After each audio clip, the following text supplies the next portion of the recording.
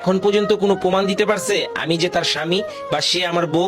আজকে ভালোবাসা দিবস, সবাই সবাইকে লাল গোলাপ দিয়ে শুভেচ্ছা দিয়েছে, আর আমার ভালোবাসার মানুষ আমাকে গালি দিয়ে শুভেচ্ছা দিয়েছে। ভাবি স্পিড লাভার সাকিব আমার মাথা ফাটায় কি করছে? তার অন্যায় কি ছিল? সে আমাকে কথাগুলো বলছে, এটাই কি তার অন্যায় ছিল?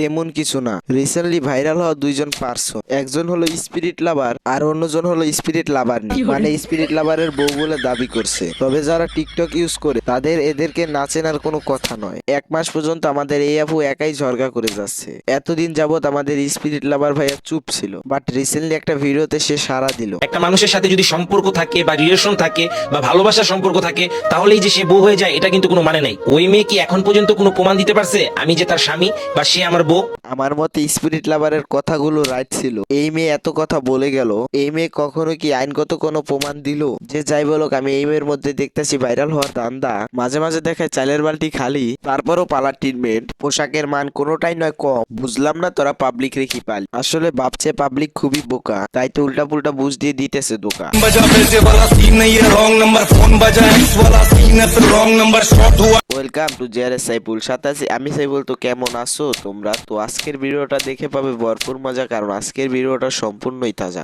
অপেক্ষা করো, আর কিছুদিন পরে দেখতে পারবে এরা টিকটকের ফরিও ভরে ফেলবে জর্গা করে। তুমি কি বলতে চাচ্ছি? একজন কমেন্ট করছে, আপু তুমি কষ্টে দিন কাটাচ্ছ, তাহলে ভুল ফেলা করো কেন? একজনের ভুল চিকন থাকে, মোটা থাকে, আমার জন্মগত ভুল এরকম। আমি কখনোই ভুল ফেলা করি না, কারণ ভুল ফেলা করাটা হলো পাপ। কারণ আমি মাদ্রাসায় করছি, এগুলো আমি জানি, আর আমি 5 ওয়াক্ত নামাজ পড়ি, তো কখনো আমি গুনার কাজ করবো না। মাদ্রাসায় পড়ো ভালো, নামাজ পড়ো ভালো, বাট এইগুলা কি ছিল? তোকে পেয়েছি জীবনে আমার করে।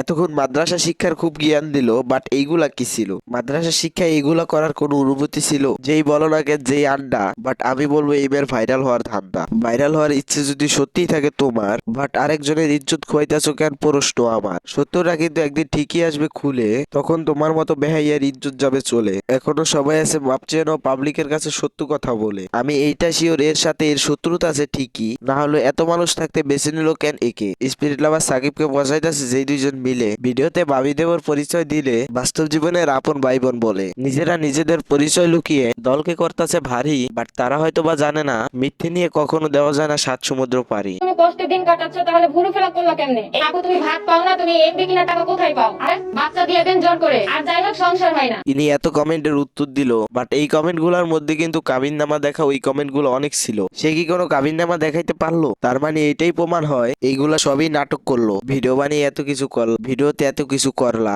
এইগুলা সবই যদি সত্যি থাকে তাহলে নির্ভয়ে মামলা করো তাকে। একে সাহায্য করার উত্তম পথ হলো মামলা করে, বাট সেটা না করে বদলাম ছড়াইতেছো কেন তার উপরে? তো আজকের ভিডিওটি মোটে হয়নি মন্দ। ভালো লাগলে লাইক কমেন্ট শেয়ার করে মন করে দিতে পারো শান্ত। তো আল্লাহ হাফেজ, বাই বাই।